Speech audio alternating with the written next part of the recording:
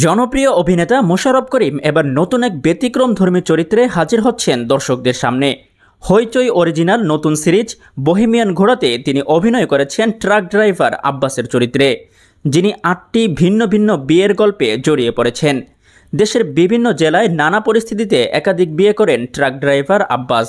প্রতিটি স্ত্রী তাকে ভিন্নভাবে চেনেন এবং কেউই জানেন না অন্য স্ত্রীর অস্তিত্ব সম্পর্কে। তবে আব্বাসের ট্রাক সহকারী সেলিম পুরো বিষয়টি জানে।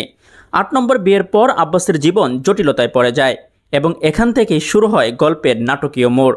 সিরিজটির ট্রেলার ইতিমধ্যে অনলাইনে প্রকাশিত হয়েছে, যা দর্শকদের মধ্যে কৌতূহল সৃষ্টি করেছে।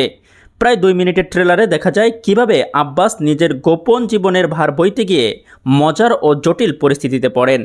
কমেডি ও নাটকের উপাদানে সমৃদ্ধ এই সিরিজ দর্শকদের বিনোদনের ভিন্ন স্বাদ দেবে বলে প্রত্যাশা করছেন নেটিজেনরা।